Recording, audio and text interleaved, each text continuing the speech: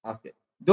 Lahat niyan, ito ay introduction. Lahat niyan doon sa criminal law. Okay? O, kwan lang tayo dito. So, proceed tayo. Pangapat po, pagbibigay ng mga analitikong kasangkapan, yung methodological tools. Ano ang adawatul manhajiya natin dito? Bilang estudyante po ng criminology and punishment or bilang estudyante ng the science of crime and punishment, ang estudyante na kayo, ang estudyante ay tinuturoan kayo kung paano gumawa ng crime analysis report. Maging pulis na kayo. Mashallah. Okay, tinuturoan po kayo kung paano gumawa ng crime analysis report. Pangalawa, paano gumamit ng criminological theories. May mga theories po yan. Pangatlo, paano ilapat ang legal provision para sa public order. Anong halimbawa niyan? Ang halimbawa niyan, paggamit ng routine activity theory. Routine activity theory upang ipaliwanag kung bakit may pagtaas ng burglary sa isang distrito. For example, lunya sa criminal law. Panglima, pagbuo ng mga eksperto sa criminal policy. No? Ang kursong ito po, yung crime and punishment or criminology, kung anong translation dyan, ang kursong ito ay naghahanda sa future law enforcement officers. Sino magiging future law enforcement officers? At saka sa legal researcher, at saka sa policy makers, at sa mga criminologists. Pero hindi, kwan lang ito, kurso lang ito, hindi ko kwan lang. Pero ito naghanda po, parang pre-course ng criminologists, no? Policy makers. Sila ang magdisenyo, no? Magdisenyo. Kayo po ang magdisenyo ng epektibong criminal policies tulad ng stricter anti-drug laws, community policing, victim protection programs, at juvenile justice reforms. Bima'na ya ikhwani wa akhawati, ang pag-aaral po ng ilmul ijram wal ikab, no? Ang criminology and penology, iba na naman yung translation niya. Criminology and penology. Ano yung penology? Ano ibig sabihin ng penology? Sa penalty na part to. Opo, yan din ang punishment. Penalty, punishment. Yan din yung punishment. Ano yung crime? Yan din yung criminology. Okay. Criminology and penology ay nagpapahalaga dahil ito ay nagbibigay sa estudyante ng malalim na pag-unawa sa krimen bilang problema ng lipunan. Pangalawa, tumutulong sa pagsusuri ng criminal reality at pag-alam ng totoong sanhi ng kriminalidad. Pangatlo, nagpapahintulot sa estudyante na tasahin ang bisa ng mga parusa at alamin kung alin ang epektibo para sa deterrence and rehabilitation.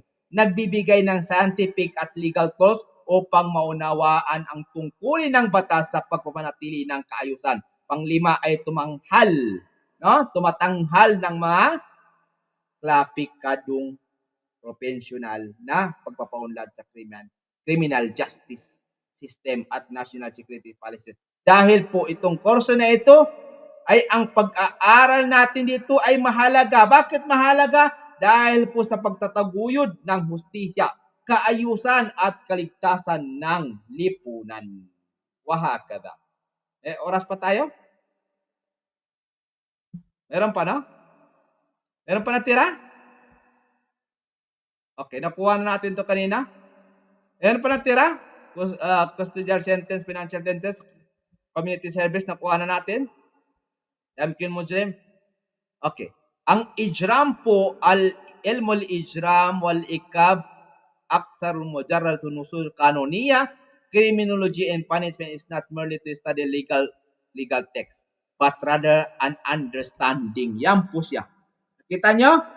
Understanding of human behavior. Ano pa? Social impact and a means to achieve justice and maintain society security. Do you understand this sentence? Tafadalo. Sino maka-explain? Okay, proceed tayo sa bago nating topic. Meron? Wala na? Okay, bismillah. Para may oras pa tayo sa? Meron pa natira? Ilan ang tira natin? May 15 minutes pa. Sabihin mo yung pag sobra tayo, ha? Okay? Barakallahu fikum. May 15 minutes pa tayo. So, ngayon, proceed tayo sa muhadara taniya. Itong muhadara taniya natin. Yung the origins and evolution of crime.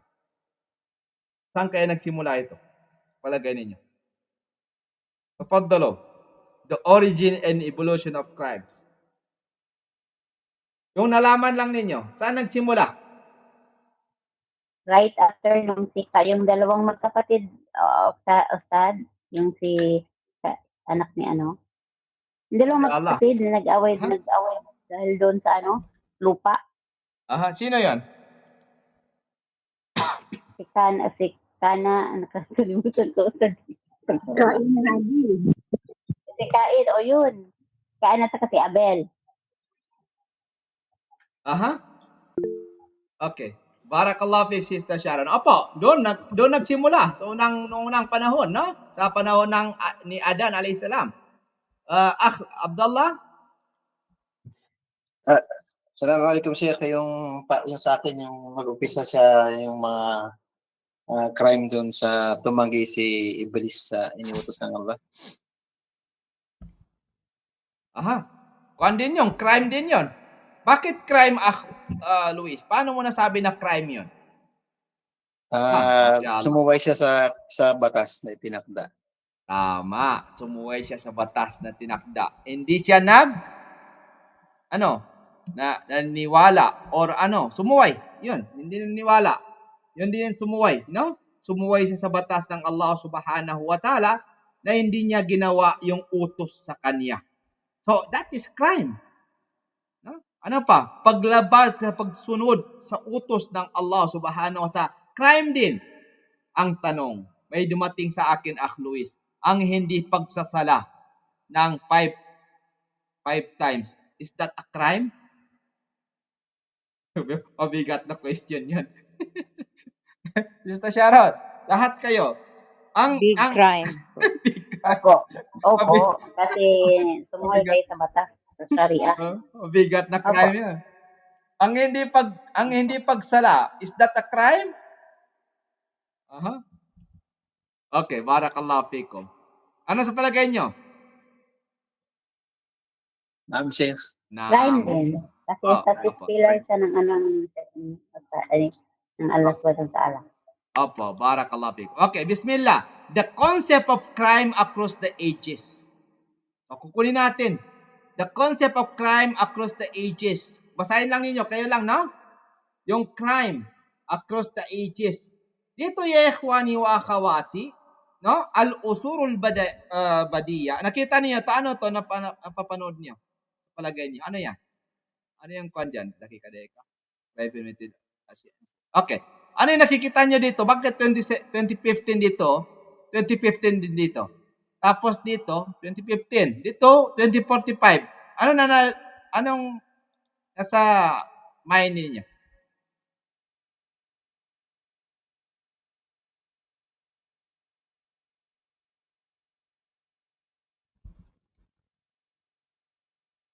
Okay, that is the concept of crime across the ages. Sister Fatima, basahin mo. Bismillah. Basahin mo na English. Saan? Lahat. Concept of crime. Apa. Crime is not a modern phenomenon. It has accompanied humanity since its very beginning. Constitutes a crime and how societies respond to it has evolved dramatically, reflecting changes in social structures, religious beliefs, and philosophical thoughts. From primitive revenge to structural legal systems, this journey reveals the foundation of contemporary criminal justice. Opo, barakallahu fi Sister Fatima. Ano yung primitive revenge? Or ano yung primitive era in Arabic? Yung sinabi nyo kanina na nagsimula ang crime saan? Sa pagpatay? Or sabi ni Luis, doon pa sa crime na hindi Opo, kay Iblis. At saka doon sa anak ni Adan alayhi salam. So, Kainan Abil. opo, primitive era yan. Al-usurul badaiyah. Okay, kukunin natin ang primitive era. Okay. Sa era na lang natin sa yung malapit-lapit na kasi matagal na panahon 'yon. No? Kukunin natin yung malapit-lapit sa atin. Barakallahu fikum. Okay. Dito ya ikhwani wa akhawati, crime in primitive and ancient societies. So al-usurul badiyah po, ang primitive era, basahin lang ninyo, no? Wala tayong oras. Ang primitive era po, al-usurul badaiyah, sa mga sinaunang panahon po, ang lipunan ay wala pang kanun maktub. Ano yung kanun maktub? Yan po yung tinatawag na written law. Hindi po nakasulat. Wala pa. Mayroon bang kanun noon na sinulat sa papel? Wala po. Mahkamatul munazzama. Wala. Formal court. Meron po bang formal court? Panahon na yon? Wala. Sa panahon po, sa sinaunang panahon po, sa panahon ni Adam alayhi salam, ang lipunan ay wala pang written law. Wala pang formal court. No? Pangalawa, wala pang state authority. No? Sultatud dawlah. Ang umiiral lamang ay customary rules na nakabatay sa interes ng tribu o grupo. So yan po yung me'yarul jarima, sa legal term, the standard of crime. Ang batayan ng krimen noon ay ano? Kung ano ang nakakasama sa tribo, ibig sabihin hindi personal ang sukatan kundi collective interest. Noong unang panahon. So ano naman yung crime, na konsepto ng crime sa panahon na ito? No? Ang crime po ay violation of group interest sa panahon na yan. Sa legal criminological sense, ang krimen ay paglabag sa collective norms. No? Banta sa survival ng tribo, paglabag sa loyalty o identity ng grupo. No? Yung walang state punishment, hindi pa umiiral ang legal codes. Walang legal codes noon. Na for example, anong codes ngayon? Bawal mag-asawa ang bata. Yung 15 years old. Wala pang nakasulat dyan. Wala pang legal codes, wala pang judiciary, wala pang prosecution system. Sa panahon na yan po, no? Wala. Ano naman ang uri ng parusa sa panahon na yan, sa primitive era? Ang biktima o pamilya po niya ang direktang gumaganti. Ano example niyan? Kung may pumatay sa isang miyembro ng tribo, ang pamilya ng biktima ang papatay sa salarin. wala. Ano sa palagay nyo? Ano sa palagay nyo? Okay. Sa tribal revenge po, kung hindi isang individual ang makaganti, ang buong tribo ang gumanti. Anong halimbawa niyan? Isang miyembro ng tribe A ang nakapatay ng miyembro ng tribe B, magaganap ang tribal. Anong tawag doon? Ano mangyayari sa kanila? Magaganap ang tribal. Ano magaganap? Kapag gumanti na ang bawat isa, ang tawag dyan ay tribal war. Hindi po civil war. May pagkakaiba ng civil war.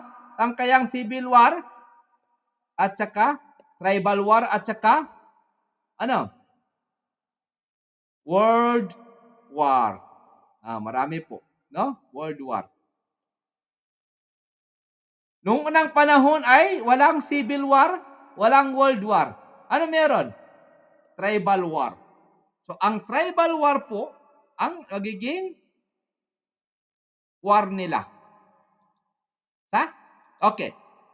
Kung ano ang tawag sa kanon nila noong unang panahon, wala pang positive law.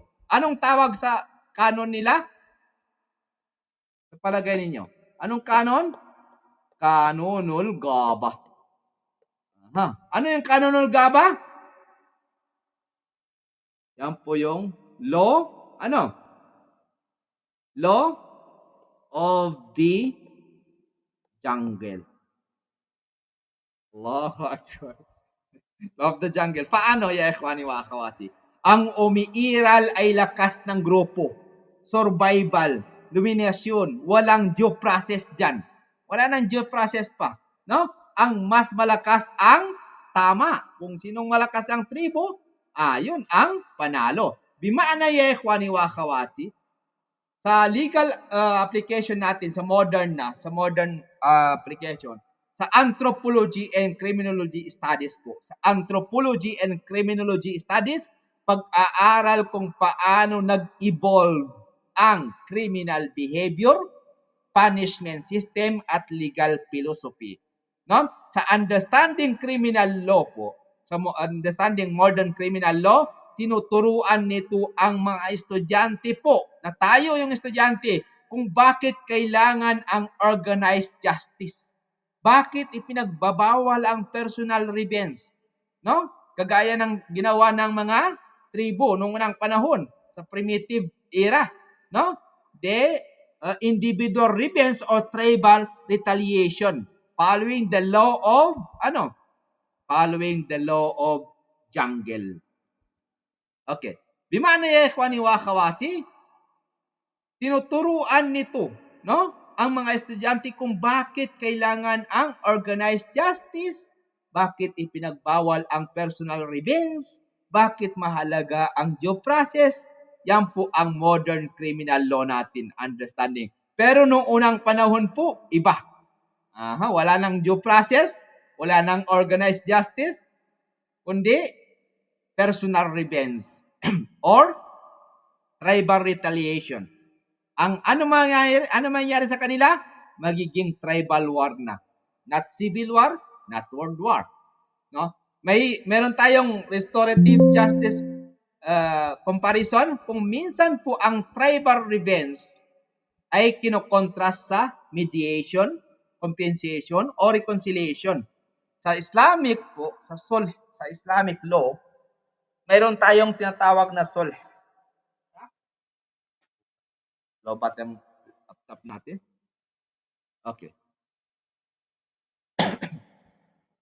Meron tayong reconciliation. Sa Islamic, yan ang tinatawag na sulh sa Islamic law.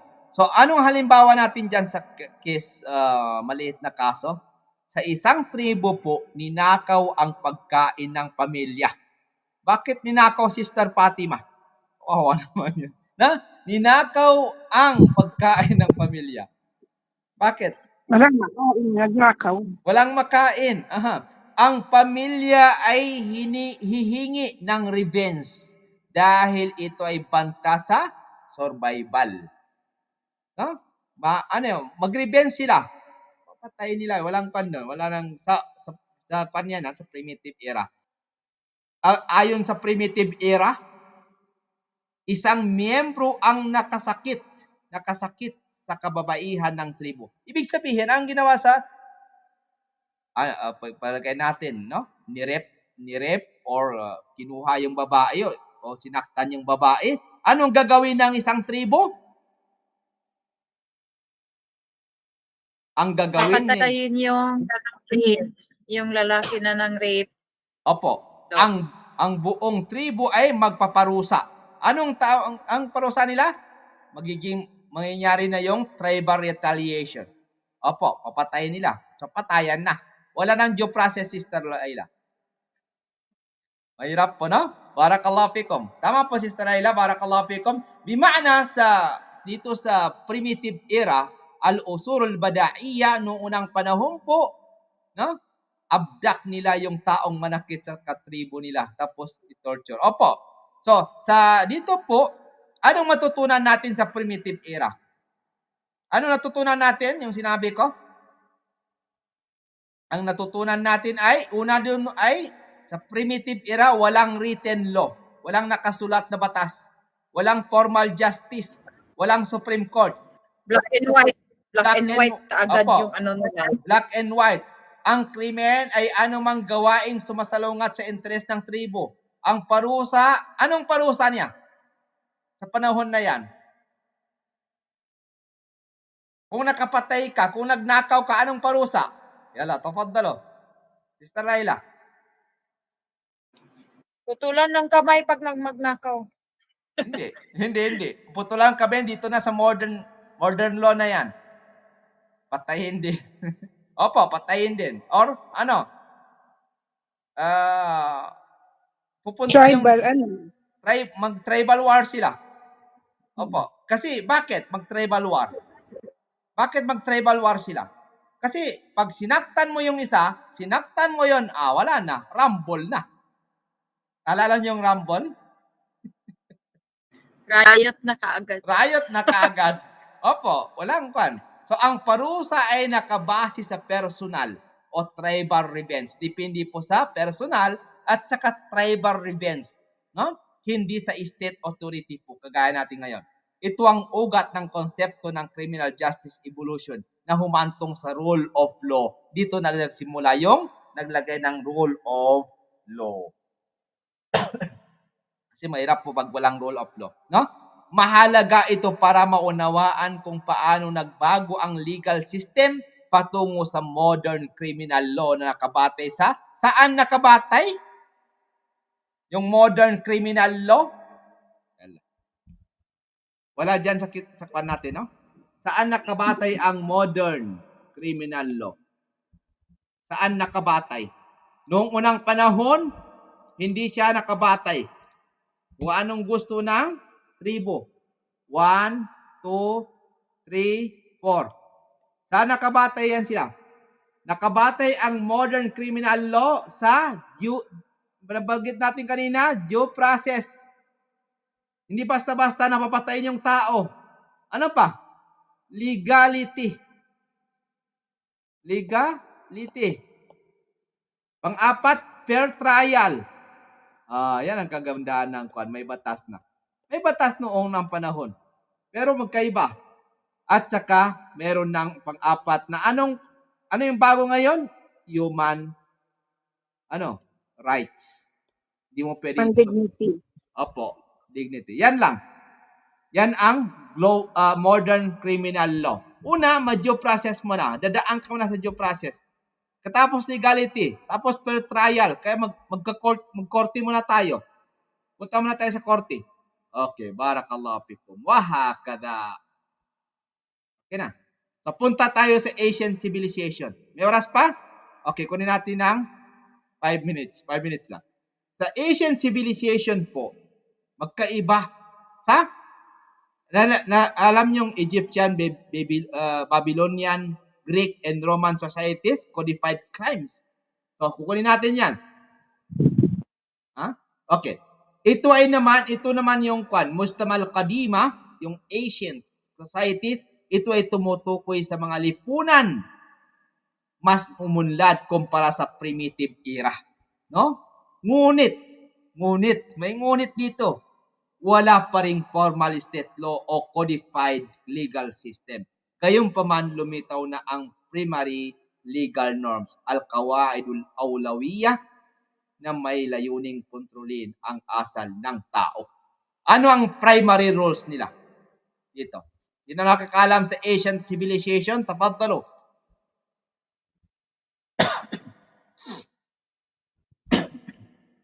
Ano ang primary rules ng Asian civilization? Sister Fatima. Hindi po ba yan yung mga codified laws katulad ng mga Code of Hammurabi? Opo, codified rules. Pwede.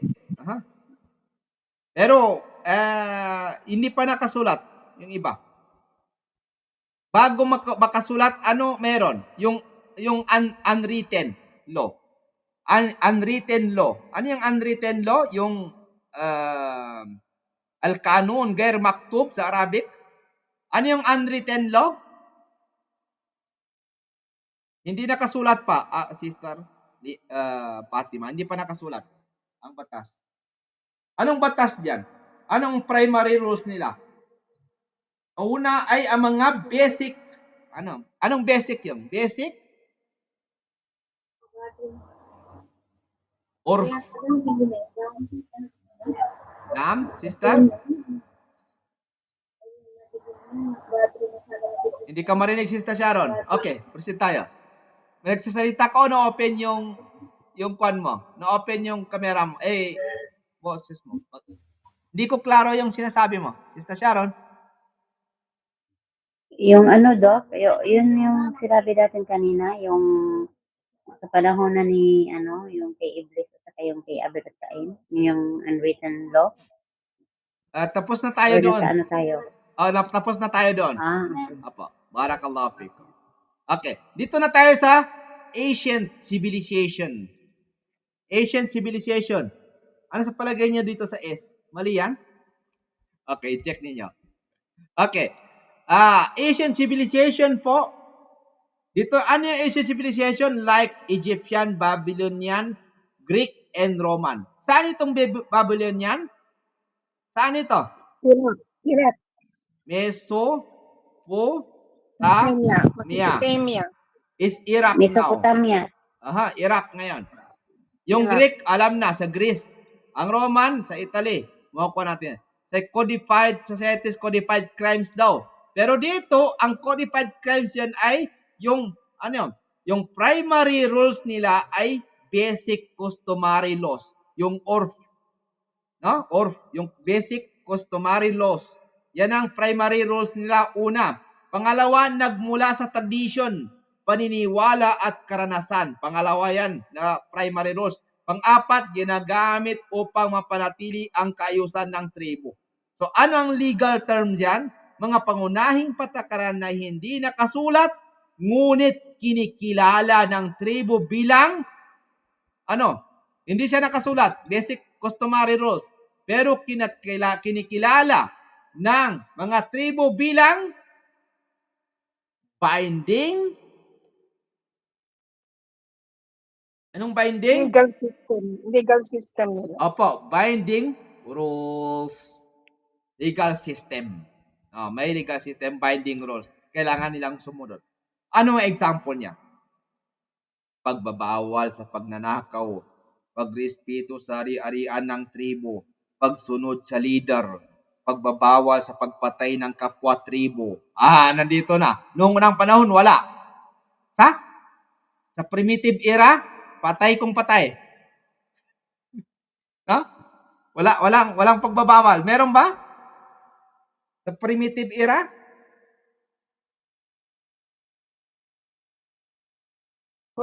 Wala. So, patay kung Wala patay. kasi no written law pa man. Opo. Okay. Ano naman ang pagkakaiba ng parusa nila dito? Ano ang parusa dito sa ancient civilization? Ang parusa dito, ay banishment or exile. Ano yung exile? Ano yung exile? Palabasin.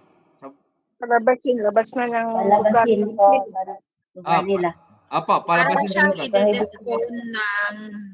i-disown siya ng buong tribo. Parang Opo, i-banishment. Banishment. Exile or banishment. Opo. So ano yung illegal meaning natin dyan sa sa banishment or exile? Ito ay pinakamabigat na parusa sa sinuunang lipunan po. Hindi lang physical punishment, kundi social death, yung patayan. Pagpatay. Tama po. Ano ang application natin dyan? Ang taong lumabag ay itinaboy palabas ng tribo. Saan tinaboy? Ang exile nila hindi country to country. Mga sisters and brothers. Kundi ang taong lumabag po ay itinataboy palabas ng tribo. Ano ibig sabihin? Hindi na sila kasama sa tribo nila. Sa ibang tribo na sila nagiging. Hindi na siya kasama. Wala na. Wala na siya. Hindi na siya membro. Ito na exile doon. wala na siyang, kung sa modern world pa siya, Doc, parang wala na siyang citizenship. Wala na It doesn't belong citizenship. to any, Opo. it doesn't belong to any country or region. Tama po. Kung sa modern world, inaboy na doon na nilagay sa Antarctica. Malamig doon. So, ang taong lumabag po ay tinabay palabas sa tribo. Ibig sabihin, hindi na siya membro. Hindi na pinapayagang magbalik. Kaya nga, exile na banishment na. Mawawala ang protection, pagkain at tirahan. Ano example niyan? Ang mangdurugas or trader ay ipinatatalsik sa tribo bilang paraan ng social purification. So, mahirap din para, no? Okay. Ano naman yung mga yung garamat, non-monetary compensation nila? Yung material non-monetary compensation. Anong legal meaning natin dito? Hindi monetary, yung pera, kundi goods. Noong unang panahon, may pera ba? Opo, meron. Wala, exchange of goods. Meron. Merong pera.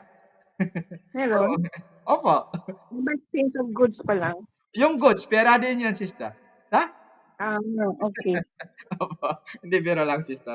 Opo, goods. Wala pang pera. Yung ibig natin sabihin, sister Fatima, I know what you mean. Alam ko yung ibig mo sabihin, yung pera na waraka. Yung pera na papel. Ngayon, no? Opo. Opo. Wala pang pera na papel noong unang panahon, kundi goods or services. Khidma. No? Services or goods. Yung mga goods pa. Kagaya ng hayop, pagkain, lupa, at saka produkto. Ano ang example natin dyan? Anong purpose ng pagkain? Doon. Palitan. May barter change. Diba? Barter. Kung, for example, kung ninakaw ang kambing sa panahon na yon, sa Asian civilization, ano ang parusa?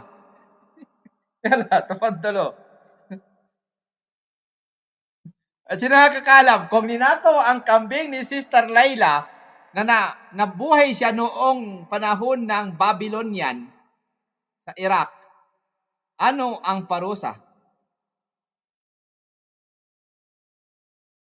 Sino nakakalam? Another kambing. Tama, another kambing. Pero ilan? Ilang kambing? Sa palagay mo? Double na, triple. Double or triple. Tama po. Magbayad ka ng 2 o 3 kambing or mas marami pa. Depende po sa customary laws ng tribo or ng community. Depende sa culture at saka social status ng community, Doc. Opo, kasi sa panahon na yung walang country. May country na ba noong ng panahon? Wala pa. Wala pa. Wala. Okay. Okay. Ano naman yung primitive retaliation? Yung primitive retaliation sa meaning po sa batas, sa legal meaning, simpleng konsepto ng an eye for an eye. Aha. Ano yung sabi ng Allah Subhanahu wa Ta'ala sa Quran? Ano yung An eye for an eye. Eye- For a tooth. Al-uyun? Kalimutan ko yung aya. Sino naka-memorize? Nandyan yung eye to eye. Ano yung eye to eye? An eye for an eye. Eye for an eye, tooth for a tooth. Aha. Halos katulad ng sa Lex Talionis sa Hammurabi, ngunit hindi pa codified. Ito ay hindi siya codified. Anong eye to eye? Kung pinatay mo si Pulan, papatayin ka rin. Yan pong eye to eye. Kung pumatay, papatayin. Buhay sa buhay. Kung nanakit, sasaktan din. Kung nagnakaw, puputulan ng bahagi ng katawan. Mahirap yung unang panahon, bahagi ng katawan. O kukumpisahin ang ari-arian. Ano ang bahagi ng katawan doon? Kamay, hindi nasabi. Ibig sabihin, pag bahagi ng katawan, ano?